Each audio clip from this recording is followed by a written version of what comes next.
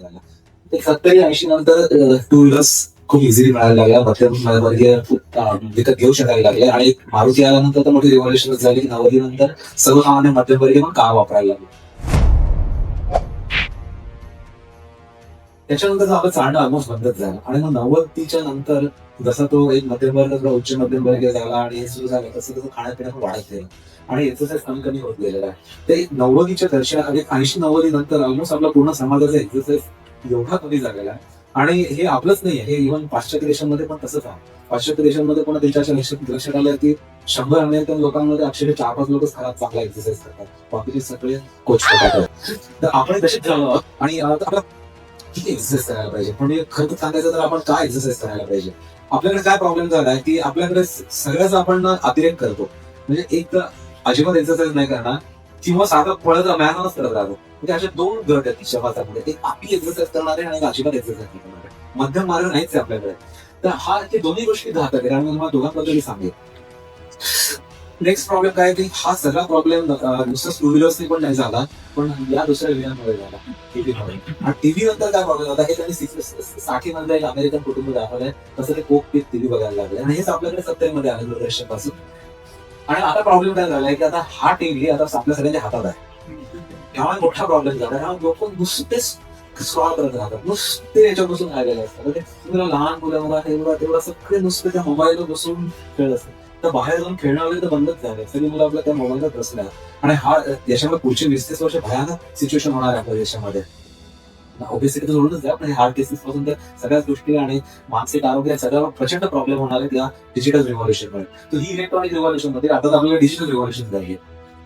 आता प्रॉब्लेम असा झालाय की आपल्याला पूर्वी सांगायचे की निदान तुम्ही तुमचा कुत्रा तरी बाहेर फिरून आला तुमचा एक्सरसाइज होईल. तर लोक कसं करतात म्हणजे असं करतात. एक 50च्या लोकांची एक लॉंग टर्म स्टडी करू. आता हे शिकवले 50 पासून 90 वर्षापर्यंत. आणि हे जे हा जो ग्राफ दाखवलाय याच्यात रेग्युलर एक्सरसाइज करणार आहे, ते जे डॉट लाईन दाखवले, कुठल्याही वयामध्ये त्यांचे मॉर्टॅलिटी म्हणजे त्यांचं मृत्यू होण्याचं प्रमाण कमी कमी आहे. आणि बसलेल्या लोकांचा एवढा रॅपिडली त्यांचा मृत्यूचा दर वाढलाय. तर तो मृत्यू दर कुठल्याही वयाला 50च्या पुढे जो जास्त एक्सरसाइज करणार आहे त्याचा कमी आहे. त्याचा अर्थ एक्सरसाइज सर्वात महत्वाचं आहे तुमचं इव्हन आयुष्य वाढवण्यासाठीच होतं. आणि हे फक्त हार्ट डिसीज साठी नाही, एक्सरसाइज कॅन्सरची रिस्क पण कमी होते. सो लोकांना वाटतं एक्सरसाइज म्हणजे फक्त हार्टसाठीच करतो असं नाहीये, पण आपलं कॅन्सरची मजा अशी आहे की कॅन्सरचे रिस्क आणि हार्ट अटॅकचे रिस्क या दोन्ही ऑलमोस्ट सेमच आहे. सेम फॅक्टर्स आहेत की ज्याच्यामुळे आपला हार्ट डिसीज होतो आणि ज्याच्यामुळे कॅन्सर होतो. सो एक्सरसाइज या दोन्ही गोष्टी कमी होऊ शकतात. तर आपल्याला किती एक्सरसाइज करायला पाहिजे? खरं फार लागत नाही एक्सरसाइज करायला. ते तुम्हाला काही मॅरेथॉन मधून करायची काही गरज नाही. कमीत कमी किती एक्सरसाइज पाहिजे याच्यामध्ये दाखवले. कमीत कमी एक्सरसाइज म्हणजे तुम्ही जर चालत असाल, चालत म्हणजे अगदी रेंगाळत चालत नाही म्हणते, पण जरा बेस्ट वॉकिंग करत असाल तर निदान आठवड्यामध्ये 150 मिनिट तरी चाललं पाहिजे. तर 150 मिनिट म्हणजे काहीच नाही. त्याचा अर्थ अर्धा तास 5 दिवस कमीत कमी. That is the lowest. Okay, best 300 minutes. तर 300 मिनिट्स म्हणजे किती होतात? 1 तास 5 दिवस.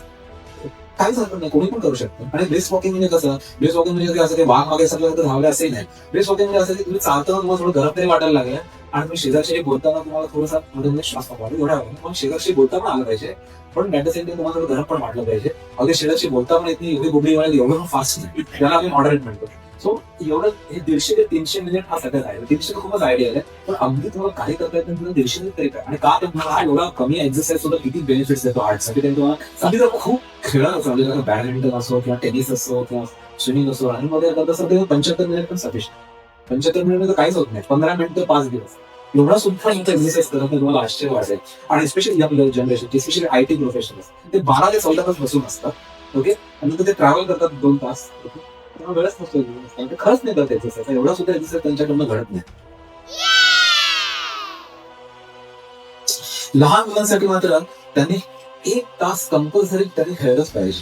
आणि मी खेळायला लागले की ते खूप एक्सरसाइज करतो त्यांचा. सो 1 तास कंपल्सरी, जसं आपण सांगतो तो अभ्यास करायला 1-2 तास काढ, तसं त्यांनी 1 तास खेळायला काढलाच पाहिजे लहान मुलांना. पूर्वी कसं होतं आमच्या काळामध्ये ते जाऊन खेळायला म्हणून आईवडील म्हणायचे, आता प्रॉब्लेम असा की मुलांना खेळायला जाऊन आलं लागतं, कारण तुम्हाला मोबाईल घेऊन बसलेला असतो किंवा त्याच्या लॅपटॉप घेऊन बसलेला असतो. त्यामुळे आपल्याला फोर्स करावा. आणि आमच्या वेळेला सांगायला आई-वडिलांना सांगायला जास्त उद्या परीक्षा आहे, आज मला खेळायला. तर असा प्रॉब्लेम आहे. बरं, आता तुम्ही म्हणाल की एवढे तुम्ही कमी टार्गेट्स का सांगितले लोकांनी जिम मध्ये जाऊन त्यांनी सांगितलं बॉडी बनवायला पाहिजे. अजिबात तेवढी गरज नसते. आणि तुम्हाला सांगतो का, आता आपण हा ग्राफ बघू. याच्यामध्ये इकडे बघू की आपले हृदयविकाराने आपले रिस्क वाढत चालले असं या बाजूला, आणि या बाजूला आपण किती तास एक्सरसाइज करतो. म्हणजे खरं कसं पाहिजे की आपण जिथे जातो तेवढी आपली जी रिस्क आहे अशी कमी व्हायला पाहिजे. बरोबर, ग्राफ झाला पाहिजे की असा यायला पाहिजे. बरोबर आहे, तर आपली रिस्क कमी कमी कमी होईल हृदयविकाराची, जेवढं आपण जास्त जास्त एक्सरसाइज. पण मजा अशी आहे की असं काय होत नाही, असं होतं. याचा अर्थ काय की आपण जस्ट एक्सरसाइज 1-2 तास एक्सरसाइज सुरू केला तरी आपली हृदयविकारामुळे मृत्यू दर एकदम झपाट्याने खाली येतो. आणि मग त्याच्या पुढे 2.5 तासाच्या पुढे तुम्ही जेवढा जास्त एक्सरसाइज करा तेवढा तुमचा गेन फार राहत नाही. म्हणजे जेवढं तुम्हाला 7 करा, 8 तास करा, 10-20 तास करा, तो मृत्यू दर फारसा कमी होत नाही. सो त्याच्यामुळे बघायचं तुम्हाला सांगितलं की आपण एवढा कमी टार्गेट का पकडला आहे. कारण आपण जे 150 मिनिट म्हणत होतो किंवा 300 मिनिट म्हणतो, 300 मिनिट म्हणजे किती 3 तास, किंवा आपण आठवड्याचा एक्सरसाइज म्हणतोय. पण दिवसाचा एक्सरसाइज म्हणून आठवड्याचा एक्सरसाइज. तर तुम्ही बघा 2.5 ते 3 तासामध्ये आठवड्याच्या तुमचा ऑलरेडी मृत्यू दर एवढा खाली आलेला.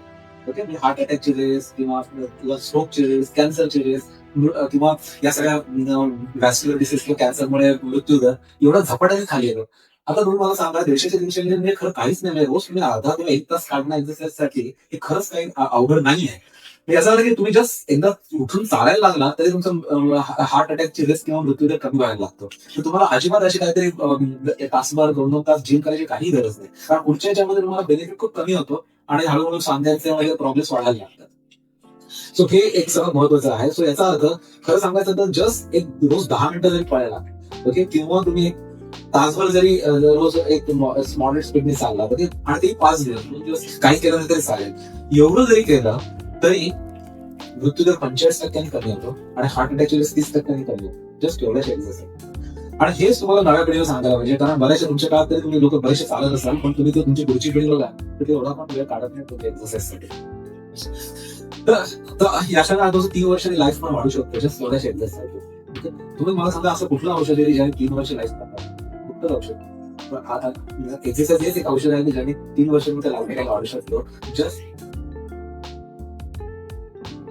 आता दुसरी गोष्ट अशी आहे की आम्ही बरेच लोक बघतो 1 तास जिम मध्ये घुमतात मस्त आणि मग नंतर लॅपटॉपवर बसले की पुढचे 14 तास लॅपटॉप, त्याला काहीच फायदा नाही. ओके, याचं कारण तुम्हाला सांगतो की तो जो एक तास तुम्ही एक्सरसाइज केला तर सगळा बेनिफिट पुढच्या 12 ते 14 तास बसल्याने निघून जातो. सो याचा अर्थ काय की तुम्ही दिवसभर काय ऍक्टिव्हिटी करता हे पण इम्पॉर्टंट. की दिवसभर तुम्ही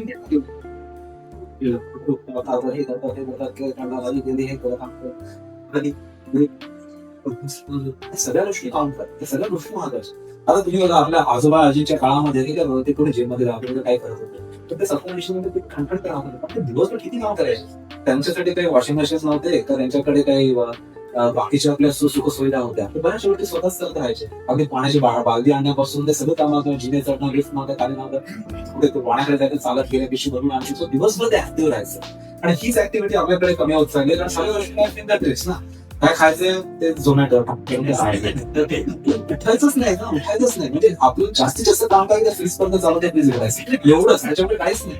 आता उद्या लक्षात घ्या तो बिचारा तो जो आधी माणूस होता त्याला जोर पाहावा लागायचा एक प्राणी मारायला खायला मिळायला, किंवा त्याला बरंच त्यानंतर त्याला म्हणजे जमीन उकरून कंदमुळे काढायला लागायची. काम केल्याशिवाय त्याला खायला मिळायचं नाही. आता आपल्याला विदाउट काम करता खायला मिळतं. पूर्वी लोक खाणं बनवायचे, आता ते पण नाही. तुम्हाला जस्ट ऍप्सनी खाणं पण मागवता येतं. सो ही डेली फिजिकल ऍक्टिव्हिटी खूप इम्पॉर्टंट आहे.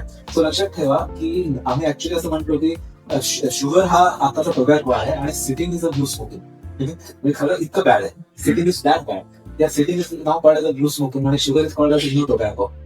आता इमॅजिन करा, आता मी तर बघतो ते आमच्या इथे टीसीएस मधले पोरं येतात, ते अक्षरशः 14 तास कंटिन्यूस बसून असतात. तेव्हा उठू शकत नाही 14 तास. त्या एकाला तर पायामध्ये रात्रीच्या घुटल्या जागा होत्या. तर हे सगळं हाच एवढा सगळा प्रॉब्लेम आहे. आणि तुम्हाला सांगतो सिटिंग, तर तुम्हाला मजेदार गोष्ट सांगतो, त्यांनी लंडन मधल्या ज्या रेड बसेस आहेत ना आपल्या बीएसच्या बसेस सारख्या, त्याच्या ड्रायव्हर आणि कंडक्टरचा स्टडी केला. तर ड्रायव्हरचा मृत्यू तर जास्त होता आणि कंडक्टरचा कमी होता. त्याच्यानंतर कंडक्टर उभा होता, दिवस होता, ड्रायव्हर बसून असायचा. ही एक गोष्ट आहे. तुम्हाला एक साधारण जरी तुम्ही 2 तास जरी उभे राहिला दिवसाला तरी 10% मृत्यू दर कमी. जस्ट 2 तास उभा असणार म्हणजे सतत दिवसभर पायावर राहणं फार महत्वाचं आहे. आणि जसं सांगितलं की तो 1 तास आपल्याला नुसतं जिम करायचा आणि बाकी दिवसभर बसून राहायचा काही अर्थ नाही. दिवसभर काय करू मला ऑफिसमध्ये काय करणार, ऑफिसमध्ये सुद्धा तुम्हाला स्टँडिंग डेस्क वापरू शकतात. युरोपमध्ये तर अक्षरशः सगळ्या मीटिंग वगैरे स्टँडिंग डेस्कवर करतात किंवा लोकांचे डेस्क असे की जे वर जाऊन तुम्हाला उभं राहून मध्ये काम करतात, त्यांना बसता येतं, उभं राहता येतं, बसता येतं. किंवा बऱ्याच वेळेला लक्षात आलं की त्या ऑफिसमध्ये मीटिंग होतात त्याच्या स्टँडिंग घेतलं तर 2 गोष्टी होतात. निर्णय फटाफट होतात कारण लोक फालतू गप्पा मारत बसत नाही, ते बसले नसतात ना, तर त्याच्यामध्ये पडावं आणि त्याच्यामुळे किती सिलेंडर आहे किती. तुम्ही युरोपात लोक बघा, तुम्हाला माहिती स्वित्झर्लंड सारख्या देशामध्ये मॉल सॅटर्डे संडे बंद असतात, पण तुम्ही जातच नाही मॉलमध्ये, सगळेजण माउंटेनवर गेलेले असतात. इमॅजिन करा सॅटर्डे संडेला मॉल्स बंद असतात स्वित्झर्लंडमध्ये. त्या लोकांच्या लाईफस्टाईल बघा, त्याच्यासाठी हेल्थ चांगली होत नाही. ऑस्ट्रेलियन लोकांचं बघा, ते बेस्ट आउटडोअर देतात. सॅटर्डे संडे सगळे बाहेर कॅम्पिंग करत असतात, खेळत असतात किंवा हायकिंग करत असतात, ट्रेकिंग करत असतात. ओके, तर महत्वाचं काय की आपलं ही सिटिंग आपलं प्रचंड वाढत चाललंय. आपल्या लोकांसाठी वॉकिंग इज द बेस्ट. कारण आपल्याला प्रॉब्लेम असते, आपल्याला सायकलिंग करणं अवघड आहे. आपण सायकलिंग करायचं हृदयविकाराचा मृत्यूदर कमी करायला आणि आपल्याला ते ट्रक उडवत द्यायचे. त्याच्यामुळे महत्वाचं काय की आपल्या दृष्टीने walking is the best exercise. आणि वॉकिंग का करतो, कारण वॉकिंग इज इझी आणि पोर्टेबल आहे. तुम्ही कुठेही जा वॉकिंग करू शकता. तुम्हाला जिम बरोबर घेऊन जावं लागत नाही. म्हणजे दोन तुझे शूज असले पुष्कळ झालं, कधी कुठेही घेऊन जाऊ शकता तुम्ही आणि कधीही करू शकता, कुठल्याही वयामध्ये करू शकता.